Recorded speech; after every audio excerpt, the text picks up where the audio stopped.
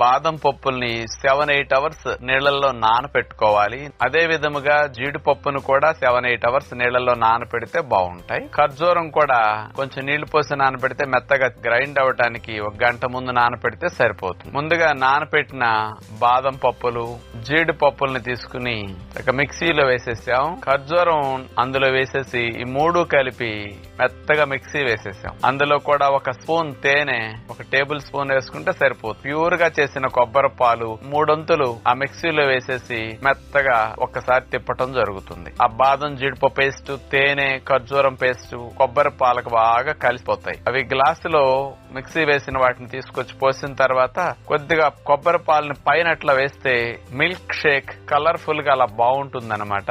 బాదం ముక్కలు, పిస్తా ముక్కలు ఎండువి అట్లా కట్ చేసి చిన్న చీలికలు అట్లా పైన చల్లుకుంటే చాలా బాగుంటాయి అనమాట. పైన యాలక పొడి చల్లుకుంటాం.